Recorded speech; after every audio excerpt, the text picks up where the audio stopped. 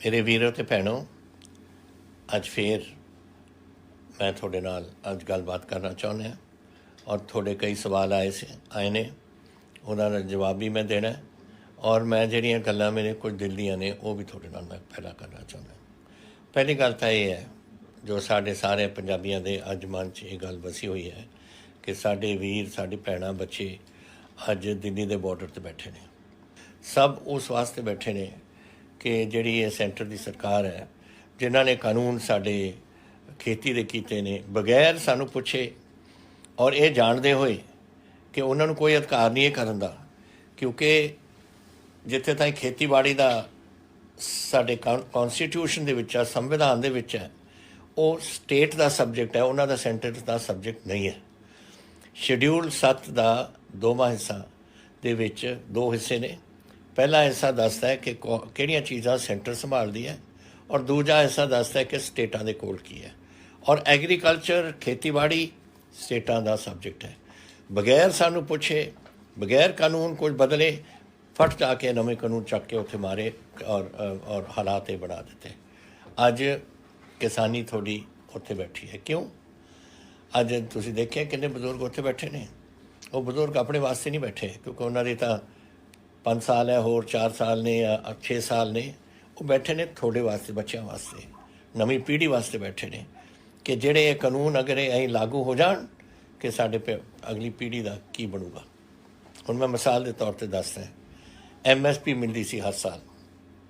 ਸਾਡੀ ਪਾਰਟੀ ਜਦੋਂ ਤੋਂ ਇਹ ਸ਼ੁਰੂ ਹੋਈ ਹੈ 1966 ਤੋਂ MSP, ਉਦੋਂ ਤੋਂ ਲਗਾਤਾਰ ਦਿੰਦੇ ਆਏ ਨੇ ਔਰ ਕਿਸੇ ਨੇ ਕਦੇ ਪੁੱਛਿਆ ਹੀ ਨਹੀਂ ਕਿ MSP ਮਿਲੂਗੀ ਜਾਂ ਨਹੀਂ ਮਿਲੂਗੀ, ਕਿਉਂਕਿ ਉਹਨਾਂ ਨੂੰ ਪਤਾ ਸੀ ਕਿ ਸਾਨੂੰ MSP ਮਿਲੂਗੀ।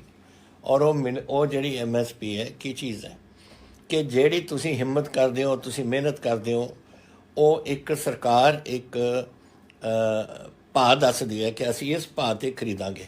ਖਰੀਦ ਕੌਣ ਕਰਦਾ ਹੈ? Food corporation. ਫੂਡ ਕਾਰਪੋਰੇਸ਼ਨ ਸਾਡੇ ਆਪਣੇ ਵੀ ਪੰਜਾਬ ਸਰਕਾਰ ਦੇ ਵੀ ਮਹਿਕਮੇ ਨੇ, ਉਹਨਾਂ ਦੇ ਰਾਹੀਂ, ਲੇਕਿਨ ਪੈਸਾ ਸਰਕਾਰ ਗਵਰਨਮੈਂਟ ਆਫ ਇੰਡੀਆ ਦਾ ਹੈ ਔਰ ਉਹ ਕਰਕੇ ਫੂਡ ਕਾਰਪੋਰੇਸ਼ਨ ਚੱਕਦੀ ਹੈ।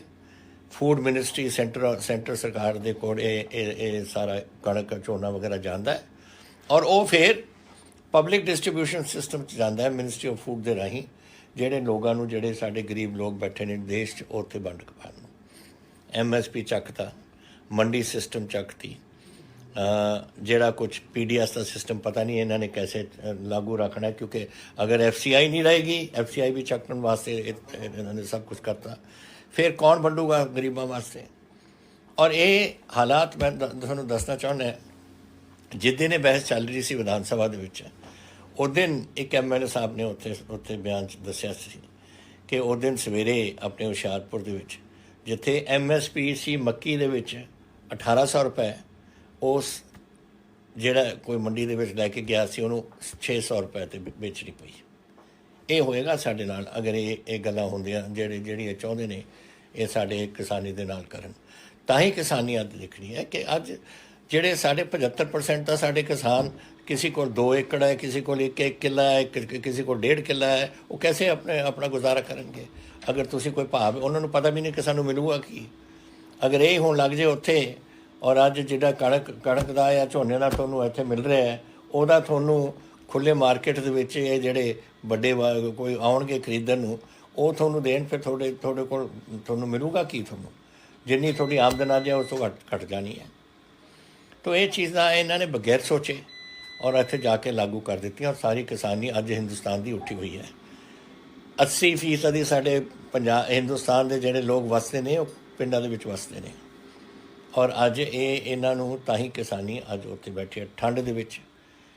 ਔਰ ਜਿਸ ਤਰੀਕੇ ਨਾਲ ਬਾਰਿਸ਼ ਆਈ ਸੀ, ਗਿੱਲੀਆਂ ਰਜਾਈਆਂ ਦੇ ਵਿੱਚ ਗਿੱਲੇ, ਉੱਥੇ ਤਰਪਾਲਾਂ ਪਾਈਆਂ ਨੇ, ਤਰਪਾਲ ਪਾਣੀ ਰੋਕਦਾ ਨਹੀਂ ਔਰ ਉੱਥੇ ਵਿਚਾਰੇ ਗਰੀਬ ਉੱਥੇ ਅੱਗ ਸੇਕਦੇ ਹੋਏ ਉੱਥੇ ਬੈਠੇ ਨੇ ਸਭ ਤੁਹਾਡੇ ਸਾਹਮਣੇ। ਔਰ ਕੀ ਹੋਇਆ? ਨਤੀਜਾ ਇਹ ਨਿਕਲਿਆ। ਆ ਲਓ, ਮੇਰੇ ਕੋਲ ਅੱਜ 76 ਲੋਕਾਂ ਦੀ ਇੱਥੇ ਖਬਰ ਆਈ ਹੈ ਕਿ ਇਹ ਸਾਡੇ ਇਸ ਕਿਸਾਨੀ ਦੇ ਅੰਦੋਲਨ ਦੇ ਵਿੱਚ ਪੂਰੇ ਹੋ ਗਏ ਨੇ। ਬਜ਼ੁਰਗ ਹੋਣੇ ਹੈ ਠੰਡ ਦੇ ਵਿੱਚ ਇਸ ਤਰੀਕੇ ਨਾਲ ਜਾਣੇ। ਅਸੀਂ ਆਪਣੇ ਵੱਲੋਂ ਹਰ ਬੰਦੇ ਨੂੰ, ਜਿਹੜੇ ਮੇਰੇ ਕੋਲ 76 ਪਹੁੰਚੇ ਨੇ ਇੱਥੇ, ਮੇਰੇ ਕੋਲ ਕਾਗਜ਼ ਸ਼ਾਇਦ ਹੋਰ ਹੋਣ ਪਰ ਹਾਲੇ ਤੱਕ ਮੇਰੇ ਦਫ਼ਤਰ ਦੇ ਵਿੱਚ 76 ਪਹੁੰਚੇ ਨੇ, ਅਸੀਂ 5-5 ਲੱਖ ਰੁਪਈਆ ਸਾਰੇ ਪਰਿਵਾਰਾਂ ਨੂੰ ਦੇ ਰਹੇ ਹਾਂ ਉਹਨਾਂ ਦੀ ਮਦਦ ਵਾਸਤੇ। ਔਰ ਮੈਂ ਅੱਜ ਐਲਾਨ ਕਰਦਾ ਕਿ ਹਰ ਜਿਹੜਾ ਕਿਸਾਨ ਉੱਥੇ ਸ਼ਹੀਦ ਹੁੰਦਾ ਹੈ ਇਸ ਅੰਦੋਲਨ ਦੇ ਵਿੱਚ, ਉਹਦੇ ਇੱਕ ਬੱਚੇ ਨੂੰ ਅਸੀਂ ਨੌਕਰੀ ਦੇਵਾਂਗੇ, ਸਰਕਾਰ ਦੇਊਗੀ ਆਪਣੀ ਨੌਕਰੀ। ਇਹ ਗੱਲਾਂ ਤਾਂ ਅਸੀਂ ਕਰ ਸਕਦੇ ਹਾਂ, ਲੇਕਿਨ ਮੈਨੂੰ ਹੈਰਾਨੀ ਇਸ ਗੱਲ ਦੀ ਹੈ ਕਿ ਸੈਂਟਰ ਵਾਲੇ ਕੋਈ ਸੋਚਦੇ ਨਹੀਂ। ਆ ਦੇਖੋ ਅੱਜ ਮੈਨੂੰ ਇੱਕ ਸਵਾਲ ਆਇਆ, ਇਹ ਆਇਆ ਹਰਦੇਵ ਸਿੱਧੂ ਤਰਨ ਤਾਰਨ ਤੋਂ, ਕਿ ਇਹ ਪੁੱਛ ਰਹੇ ਨੇ ਕਿ ਇਹਨਾਂ ਦੇ ਵਿੱਚ ਇਹ ਸਰਕਾਰ ਕਦੇ ਸੋਚਦੀ ਨਹੀਂ ਕਿ ਕਰਦੀ ਕੀ ਹੈ, ਅਸੀਂ ਲੋਕ ਰਾਜ ਦੇ ਵਿੱਚ ਰਹਿ ਰਹੇ ਹਾਂ ਜਾਂ ਨਹੀਂ। ਮੈਨੂੰ ਤਾਂ ਇਹ ਤੁਸੀਂ ਉਹਨਾਂ ਨੂੰ ਕਰੋ, ਉਹਨਾਂ ਨੂੰ ਪੁੱਛੋ ਜਦ ਆਉਣਗੇ ਕੋਈ ਬੀਜੇਪੀ ਵਾਲੇ ਕਿ ਬਈ ਤੁਸੀਂ ਇਹ ਲੋਕ ਰਾਜ ਹੈ ਜਾਂ ਕਿਆ ਹੈ, ਇੱਥੇ ਤੁਸੀਂ ਕੀ ਬਣਾ ਦਿੱਤਾ ਸਾਡੇ ਪੰਜਾਬ ਦਾ। ਮੈਂ ਤੁਹਾਡੇ ਨਾਲ ਹਰਦੇਵ ਜੀ ਬਿਲਕੁਲ ਸਹਿਮਤ ਹੈ ਕਿ ਜੋ ਇਹਨਾਂ ਨੇ ਇਹ ਕਰ ਰਹੇ ਨੇ ਇਹ ਬਿਲਕੁਲ ਕਾਨੂੰਨ ਇਨਸਾਨੀਅਤ ਦੇ ਉਲਟ ਨੇ, ਔਰ ਇਹ ਨਹੀਂ ਇਹ ਸਮਝਦੇ, ਕਿਉਂਕਿ ਉਹਨਾਂ ਦੇ ਵਿੱਚੋਂ ਤਾਂ ਬੜੇ ਘੱਟ ਲੋਕ ਨੇ ਜੋ ਕਿਸਾਨੀ ਕਰਦੇ ਨੇ। ਉਹ ਤਾਂ ਵੇਚਣ ਵਾਲੇ ਨੇ, ਖਰੀਦਣ ਵਾਲੇ ਨਹੀਂ, ਜਾਂ ਪੈਦਾ ਕਰਨ ਵਾਲੇ ਨਹੀਂ, ਉਹ ਤਾਂ ਖਰੀਦ ਕੇ ਵੇਚ ਦਿੰਦੇ ਨੇ ਅੱਗੇ।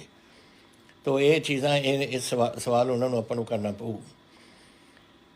ਦੂਸਰਾ ਮੈਨੂੰ ਇੱਕ ਸਵਾਲ ਆਇਆ, 64 ਸਾਡੇ ਪਟਿਆਲੇ ਦੇ ਕੋਲ ਹੈ, ਪੰਚਾਇਤ ਮੈਂਬਰ ਹੈ, ਕਿ ਇੱਥੇ ਜਿਹੜਾ ਦੁੱਧ ਵਿਕ ਰਿਹਾ ਉਹਦੇ ਵਿੱਚ ਬਹੁਤ ਮਿਲਾਵਟ ਹੋ ਰਹੀ ਹੈ। ਮੈਂ ਅੱਜ ਉਹਨਾਂ ਨੂੰ ਕਹਿ ਦਿੱਤਾ ਮਹਿਕਮੇ ਨੂੰ ਇੱਕਦਮ ਆਪਾਂ ਨੂੰ ਚਾਲੂ ਕਰਨੇ ਪਏਗਾ ਪ੍ਰੋਗਰਾਮ ਦੁਬਾਰਾ ਚੈਕਿੰਗ ਦਾ।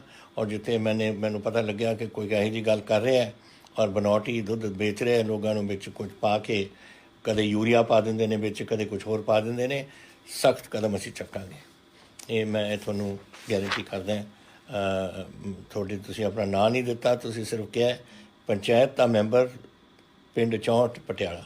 ਤੋ ਜੋ ਵੀ ਹੈ ਤੁਸੀਂ ਸੁਣਦੇ ਹੋਵੋਗੇ, ਤੁਸੀਂ ਆਹ ਗੱਲ ਆਪਣੇ ਮਨ 'ਚ ਵਸਾ ਲੈਣਾ ਕਿ ਅਸੀਂ ਇਹ ਬਿਲਕੁਲ ਇਹ ਹੋਣ ਨਹੀਂ ਦੇਣੀ। ਇਹ ਪ੍ਰਵੀਨ ਸਿੰਘ ਜੀ ਪਠਾਨਕੋਟ ਤੋਂ ਕਹਿ ਰਹੇ ਨੇ ਕਿ ਸਾਡੇ ਪਿੰਡ ਵਿੱਚ, ਮੈਂ ਪਿੰਡ ਖਡਾਵਰ ਪਠਾਨਕੋਟ ਦੇ ਵਿੱਚੋਂ ਹੈ, ਡੇਲੀ ਕੋਈ ਬਨੌਟੀ ਸ਼ਰਾਬ ਵੇਚਣ ਵਾਲਾ 4 ਵਜੇ ਆਉਂਦੇ ਨੇ ਔਰ 10 ਵਜੇ ਰਾਤ ਨੂੰ ਜਾਂਦੇ ਨੇ, ਔਰ ਕੋਈ ਐਕਸ਼ਨ ਨਹੀਂ ਲਿੱਤਾ ਜਾ ਰਿਹਾ। ਮੈਂ ਹੁਣੀ ਸਪੈਸ਼ਲ ਟਾਸਕ ਫੋਰਸ ਜੋ ਬਣਾਈ ਹੈ ਇਸ ਵਾਸਤੇ ਉਹਨਾਂ ਨੂੰ ਕਹਿ ਰਿਹਾ, ਪੁਲਿਸ ਨੂੰ ਕਹਿ ਰਿਹਾ ਕਿ ਸਾਰੇ ਇੱਥੇ ਇਹਨਾਂ ਨੂੰ ਫੜਨ ਔਰ ਸਾਰੇ ਕਿਤੇ ਇੱਥੇ ਤਿਆਰੀ ਕਰਨ, ਜਿੱਥੇ ਲੋਕ ਜਾਣਦੇ ਨੇ, ਜਿਹੜੇ ਵੀ ਪਿੰਡਾਂ 'ਚ ਛਾਪੇ ਮਾਰ ਕੇ ਇਹਨਾਂ ਨੂੰ ਫੜਨ। ਔਰ ਅਸੀਂ ਸਖਤੀ ਕਰਾਂਗੇ ਬਹੁਤ, ਕਿਉਂਕਿ ਇਹ ਹੈ ਬਨੌਟੀ ਜਿਹਦੇ ਨਾਲ ਸਾਡੀ ਤਰਨਤਾਰਨ ਵਗੈਰਾ ਵਿੱਚ ਵੀ ਉੱਥੇ ਲੋਕਾਂ ਦੀ ਜਾਨਾਂ ਗਈਆਂ ਸੀ, ਔਰ ਮੈਂ ਹੁਣ ਨਹੀਂ ਦੇਣਾ ਪੰਜਾਬ 'ਚ। ਮੈਂ ਕਿਹਾ ਹੋਇਆ ਪਹਿਲਾਂ, ਔਰ ਅੱਜ ਤੋਂ ਅਸੀਂ ਸਖਤੀ ਕਰਕੇ ਇਸ ਨੂੰ ਰੋਕਾਂਗੇ। ਬਲਪ੍ਰੀਤ ਜੀ ਰਾਜਪੁਰੇ ਤੋਂ ਲਿਖਦੇ ਨੇ ਕਿ ਇੱਕ ਨਾਨਕ ਸਿੰਘ ਜੀ ਨੇ ਉੱਥੇ, ਇਹ ਬਹੁਤ ਗਰੀਬ ਨੇ, ਉਹਨਾਂ ਬਹੁਤ ਬਿਰਧ ਨੇ, ਉਹਨਾਂ ਦੇ ਕੋਈ ਬੱਚਾ ਨਹੀਂ, ਕੋਈ ਘਰ 'ਚ ਨਹੀਂ ਕੋਈ, ਕਦੇ ਆਪਣੇ ਭੈਣ ਕੋਲ ਰਹਿ ਜਾਂਦੇ ਨੇ, ਕਦੇ ਕੁਝ ਵੇਚ ਲੈਂਦੇ ਨੇ ਥੋੜ੍ਹਾ ਬਹੁਤਾ ਅਗਰ ਉਹਨਾਂ 'ਚ ਕੁਝ ਕਿਸੇ ਦਿਨ ਹਿੰਮਤ ਹੈ ਘੁੰਮਣ ਦੀ, ਔਰ ਬੜੇ ਹੈਂਡੀਕੈਪ ਨੇ ਔਰ ਬੜੀ ਮੁਸ਼ਕਿਲ ਤਰੀਕੇ ਨਾਲ ਖੜ੍ਹਦੇ ਵੀ ਨੇ, ਔਰ ਉਹ ਚਾਹੁੰਦੇ ਨੇ ਕਿ ਇਹਨਾਂ ਦੀ ਕੋਈ ਮਦਦ ਕੀਤੀ ਜਾਵੇ। ਮੈਂ ਇਹਨਾਂ ਦੀ ਹੁਣੀ ਸਾਡੇ ਦਫ਼ਤਰ ਵੱਲੋਂ ਅਸੀਂ ਉਹਨਾਂ ਦੀ ਫਾਈਨੈਂਸ਼ੀਅਲ ਅਸਿਸਟੈਂਸ ਕੁਝ ਭੇਜਾਂਗੇ ਤਾਂ ਕਿ ਉਹਨਾਂ ਦੀ ਅਸੀਂ ਮਦਦ ਕਰ ਸਕੀਏ, ਔਰ ਨਾਲੇ ਇਹਨਾਂ ਨੂੰ ਪੈਨਸ਼ਨ ਬਣਾਵਾਂਗੇ ਅਸੀਂ। ਸੋ ਇਹ ਦੋਨੋਂ ਚੀਜ਼ਾਂ ਅਸੀਂ ਕਰਾਵਾਂਗੇ ਉਹਨਾਂ ਵਾਸਤੇ। ਤੁਸੀਂ ਅੱਜ ਕਿਹਾ ਭੀਮਾ ਸਿੰਘ ਜੀ ਲੁਧਿਆਣਿਓਂ ਕਿ ਤੁਹਾਨੂੰ ਬੜੀ ਖੁਸ਼ੀ ਹੈ ਇਹ ਬਸੇਰਾ ਸਕੀਮ ਦੀ। ਮੈਂ ਆਸ ਕਰਦਾ ਕਿ ਬਹੁਤ ਜਲਦੀ ਹੀ ਇਸ ਨੂੰ ਲਾਗੂ ਕੀਤਾ ਜਾਊਗਾ, ਔਰ ਅਗਰ ਕੋਈ ਢਿੱਲ ਹੋਈ ਸਾਡੇ ਵੱਲੋਂ, ਸਰਕਾਰ ਵੱਲੋਂ, ਤੁਸੀਂ ਮੈਨੂੰ ਜ਼ਰੂਰ ਇਹ ਦੁਬਾਰਾ ਲਿਖ ਕੇ ਦੱਸਣਾ, ਅਸੀਂ ਇਹਨੂੰ ਬਿਲਕੁਲ ਸਿਰੇ ਚੜ੍ਹਾ ਕੇ ਰੱਖਾਂਗੇ, ਔਰ ਉਹ ਬੜੀ ਜਲਦੀ। ਮੈਂ ਤਾਂ ਬਹੁਤ ਦੇਰ ਦੀ ਚਾਹੁੰਦਾ ਸੀ ਸਕੀਮ ਅਸੀਂ ਕਰੀਏ ਕਿ ਜਿਹੜੇ ਗਰੀਬ ਸਾਡੇ ਇੱਥੇ ਸਲਮ ਨੇ ਆਪਣੇ ਸ਼ਹਿਰਾਂ ਦੇ ਵਿੱਚ ਜਾਂ ਹੋਰ ਜਿੱਥੇ ਉਹਨਾਂ ਦੀ ਜਿੱਥੇ ਵਸਦੇ ਨੇ ਲੋਕ, ਉਹ ਜ਼ਮੀਨ ਉਹਨਾਂ ਦੇ ਨਾਮ ਕੀਤੀ ਜਾਵੇ, ਔਰ ਅਸੀਂ ਇਹ ਪ੍ਰੋਜੈਕਟ ਹੁਣ ਕਰ ਦਿੱਤਾ ਹੈ। ਔਰ ਇਹ ਤੁਹਾਡੀ ਜਿੱਥੇ ਤੁਹਾਡੇ ਆਪਣੇ ਗਰੀਬ ਵਸ ਰਹੇ ਨੇ ਸਲਮਸ ਦੇ ਵਿੱਚ, ਉਹ ਜ਼ਮੀਨ ਉਹਨਾਂ ਨੂੰ ਹੁਣ ਮਿਲ ਜਾਣੀ ਹੈ।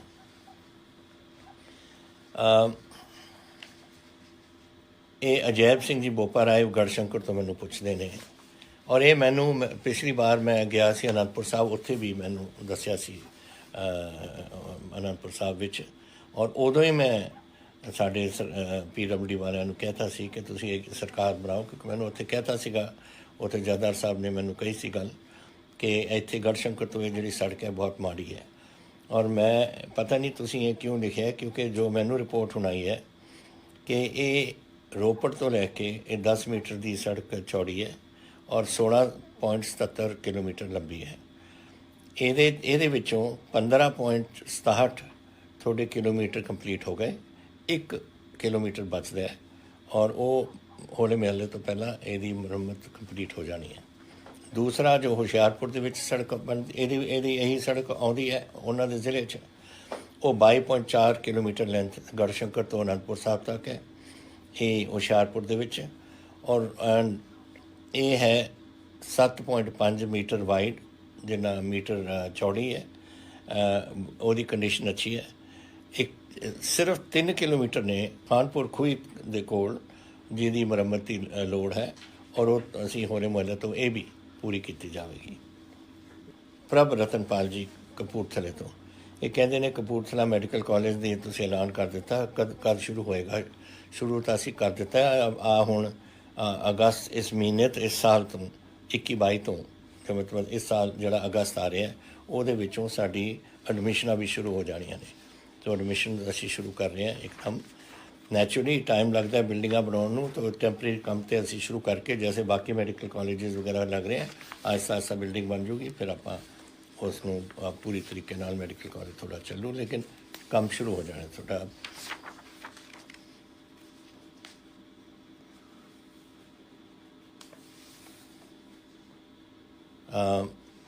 ये पूछ रहे हैं मनदीप सिंह जी फतेहगढ़ साहब तो, कह रहे हैं कि साधूगढ़ एनिमल जी पशुओं की मंडी है फतेहगढ़ साहब के बिल्कुल टुटी पई है। ये अच्छी होंदी सी मंडी, हुण हालात माड़े ने, तो यदा कुछ प्रबंध किया जाए इनू ठीक करन दा। ये मैं बिल्कुल थोड़े नाल सहमत है। एंड मार्च 21 इस मार्च 2021 जिहड़ा है वो तो पहला असीं कर देंगे मेरा मतलब कुछ अगले महीनों। हरी सरन जी अमृतसर तो पूछते हैं कि अमृतसर दे जोड़ा का जोड़ा फाटक है, बहुत ट्रैफिक जैम होंदे ने एरियाज की किया जाऊगा।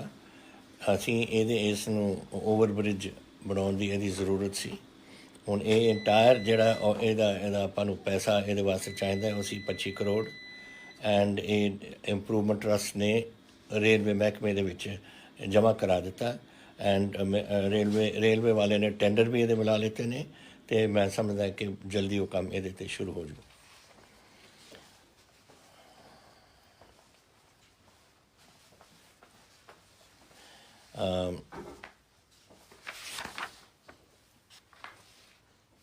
मैनू बिक्रमजीत सिंह फिरोजपुर दे कहंदे ने, तुसीं देखना चाहते हो कि जिहड़ी RTI रिस्पॉन्स जिहदे विच तुसीं पंजाब सरकार कांग्रेस पार्टी की जी सरकार है, आ जोड़े कानून बनाए ने किसानी के कानून ਉਹਦੇ ਵਿੱਚ मैंबर सी या नहीं।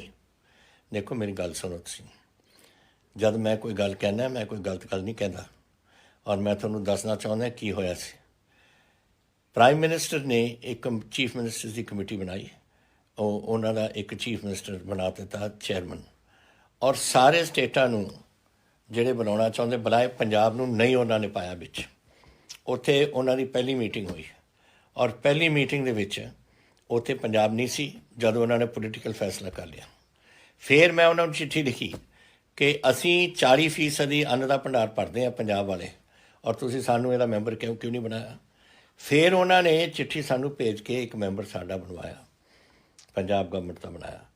ਔਰ ਇੱਕ ਮੀਟਿੰਗ ਹੋਰ ਹੋਈ, ਉਹਦੇ ਅਸੀਂ ਸਾਡੇ minister finance minister Manpreet Badal ji ਨੂੰ ਭੇਜਿਆ, ਕਿਉਂਕਿ ਉੱਥੇ ਕੋਈ ਫਾਈਨੈਂਸ਼ੀਅਲ ਇਸ਼ੂ ਸੀ, ਉਹਦੇ ਵਿੱਚ ਕੋਈ ਪੋਲਿਸੀ ਇਸ਼ੂ ਨਹੀਂ ਸੀ, ਸਿਰਫ ਫਾਈਨੈਂਸ਼ੀਅਲ ਇਸ਼ੂ ਸੀ। ਔਰ ਉਹਨਾਂ ਨੇ ਜੋ ਉੱਥੇ ਜਵਾਬ ਦੇਣੇ ਸੀ ਉਹਨਾਂ ਨੇ ਦੇ ਦਿੱਤੇ। ਆਹ ਸੀ ਅਸਲੀਅਤ। ਹੁਣ ਇਹ ਕਿਸੇ ਨੇ RTI ਦਾ ਇਹ ਵਿੱਚ ਪਾਇਆ ਸੀ, ਔਰ RTI ਦਾ ਜਵਾਬ ਆ ਗਿਆ ਜਿਹੜਾ ਮੈਂ ਅਖਬਾਰ 'ਚ ਕੱਲ੍ਹ ਦੇ ਦਿੱਤਾ। ਮੈਂ ਟੈਲੀਵਿਜ਼ਨ 'ਤੇ ਵੀ ਬੋਲਿਆ, ਸਭ ਕੁਝ ਦੇ ਦੇ ਕੇ ਬਿਲਕੁਲ ਝੂਠ ਬੋਲਦੇ ਨੇ ਇਹ ਜਿਹੜੇ ਵਿਰੋਧੀ ਸਾਡੀ ਪਾਰਟੀਆਂ ਨੇ, ਚਾਹੇ ਅਕਾਲੀ ਦਲ ਹੈ, ਚਾਹੇ ਇਹ ਆਮ ਆਦਮੀ ਪਾਰਟੀ ਹੈ, ਬਿਲਕੁਲ ਝੂਠੇ ਨੇ। ਉਹਨਾਂ ਨੂੰ ਪਤਾ ਨਹੀਂ ਕਿ ਅਸਲੀਅਤ ਕੀ ਹੈ। ਅਸਲੀਅਤ ਇਹ ਹੈ ਜੋ ਮੈਂ ਦੱਸ ਰਿਹਾ। ਔਰ ਤੁਹਾਨੂੰ ਹੋਰ ਪਤਾ ਕਰਨਾ, ਤੁਸੀਂ RTI ਨੂੰ ਤੁਸੀਂ ਲਿਖ ਦਿਓ, ਤੁਸੀਂ ਮੰਗ ਲਓ, ਔਰ ਤੁਹਾਨੂੰ ਕਾਪੀ ਭੇਜ ਦੇਣਗੇ ਉਸ 'ਤੇ।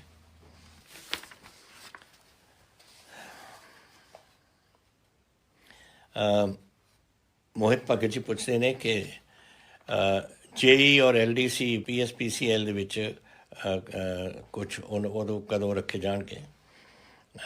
ਇਹ ਇੱਕ ਤੁਸੀਂ ਕਹਿ ਰਹੇ ਹੋ ਕਿ ਮੈਂ ਤੁਹਾਡਾ ਇਮਤਿਹਾਨ ਤੁਸੀਂ 1 ਸਾਲ ਹੋ ਗਿਆ ਪਾਸ ਕੀਤੇ ਨੂੰ, ਡਾਕੂਮੈਂਟ ਦੀ ਵੈਰੀਫਿਕੇਸ਼ਨ ਵੀ ਹੋ ਗਈ ਹੈ ਅਤੇ ਮੈਂ ਤੁਹਾਨੂੰ ਦੱਸਣਾ ਚਾਹੁੰਦਾ ਮੋਹਿਤ ਜੀ ਕਿ ਤੁਹਾਡੇ ਅਪੋਇੰਟਮੈਂਟ ਆਰਡਰਸ ਇਸ ਮਹੀਨੇ ਦੇ ਵਿੱਚ ਹੀ ਇਸ਼ੂ ਹੋ ਜਾਣਗੇ। ਇਹ ਤਰਨਦੀਪ ਜੀ ਨੇ, Tarandeep Bilaspur news editor, New Zealand ਤੋਂ ਆਏ ਨੇ। ਪੰਜਾਬੀ ਨਿਊਜ਼ ਵੀਕਲੀ ਹੈ ਕੋਈ, ਪੰਜਾਬੀ ਨਿਊਜ਼ ਪੇਪਰ ਨਿਊਜ਼ੀਲੈਂਡ, ਬੜਾ ਨੰਬਰ ਟੈਲੀਫੋਨ ਨੰਬਰ ਵੀ ਉੱਠਾ ਦਿੱਤਾ ਹੋਇਆ ਕਿ ਤੁਸੀਂ ਕਿਹਾ ਕਿ ਮੈਂ ਤਰਨਦੀਪ ਹੈ, ਨਿਊਜ਼ੀਲੈਂਡ ਤੋਂ ਆਇਆ ਹੋਇਆ ਕਿ ਮੈਂ ਕੀ ਸੋਚਦਾ ਕਿ ਜਿਹੜੇ 40 ਬੰਦਿਆਂ ਨੂੰ ਸਮਨਸ ਕੀਤੇ ਨੇ ਨੈਸ਼ਨਲ ਇਨਵੈਸਟੀਗੇਸ਼ਨ ਏਜੰਸੀ NIA ਨੇ, ਇਹ ਕਿਸਾਨੀ ਦੇ ਜਿਹੜਾ ਅੰਦੋਲਨ ਚੱਲ ਰਿਹਾ ਇਹ ਠੀਕ ਹੈ ਜਾਂ ਨਹੀਂ, ਐਂਡ ਉਹਦੇ ਵਿੱਚ ਕੋਈ ਜਰਨਲਿਸਟ ਵੀ ਨੇ। What role can Punjab government play? ਦੇਖੋ ਕਿਸਾਨੀ ਨਾਲ, ਦੇਖੋ ਸਾਡੇ ਪੰਜਾਬੀ ਹੈ ਨਾ ਜਿਹੜੇ, ਤੁਸੀਂ ਪਿਆਰ ਨਾਲ ਤਾਂ ਜਿਹਨੂੰ ਮਰਜ਼ੀ ਮਿਲਾ ਦਿਓ।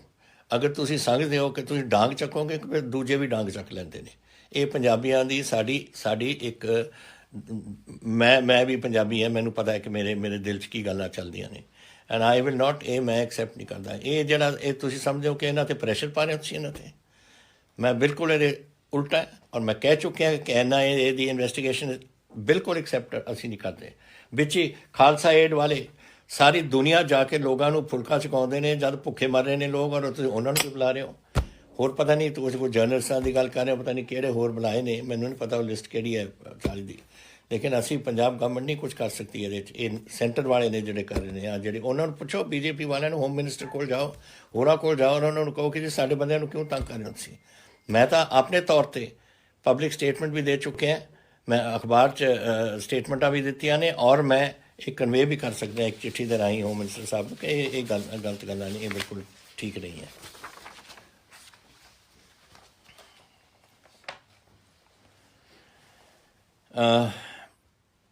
ਨੰਬਰਦਾਰ ਪਰਮਿੰਦਰ ਬਰਾੜ ਜੀ ਮਲੋਟ ਤੋਂ, ਤੁਸੀਂ ਕਹਿ ਪੁੱਛਿਆ ਮੈਨੂੰ ਕਿ ਤੁਹਾਡੀ ਮਲੋਟ ਦੀ ਸੜਕ ਮਲੋਟ ਮੁਕਤਸਰ ਬੜੀ ਖਰਾਬ ਹੈ, ਇਹਦਾ ਕੀ ਕੀਤਾ ਜਾਵੇ।